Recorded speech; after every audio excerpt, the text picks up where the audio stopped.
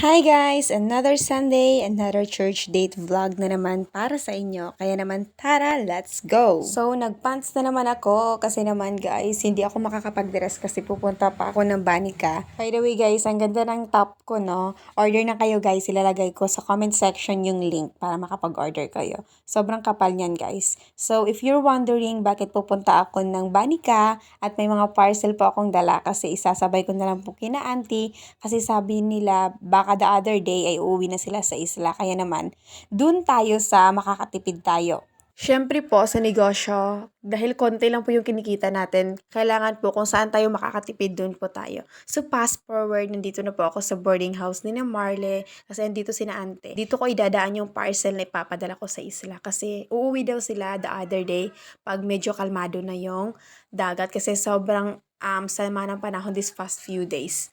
2:30 na nga ako nakaalis kina Marley. Nagpa-alarm pa talaga ako kasi baka mawili na naman tayo sa Chika Minute.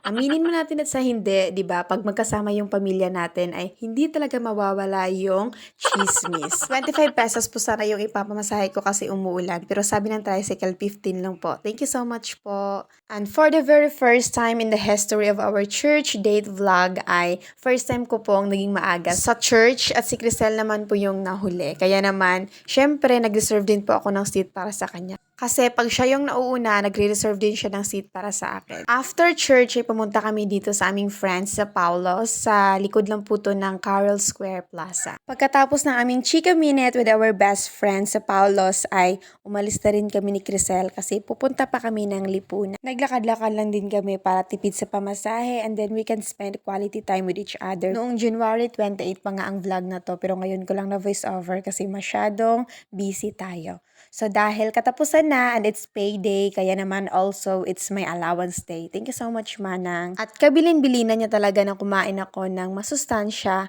na pagkain. Kaya naman bumili ako ng okra para healthy. Bumili na din ako ng 3 tumpok ng cabbage and carrots for pansit for our dinner. And bumili na din ako ng orange, saging, mansanas, and then grocery na din po ako. Yung grocery ko po ay puro kape lang and then mga canned foods and pansit canton. Pero hindi ko po yan uulamin ha, pag in case of emergency lang po.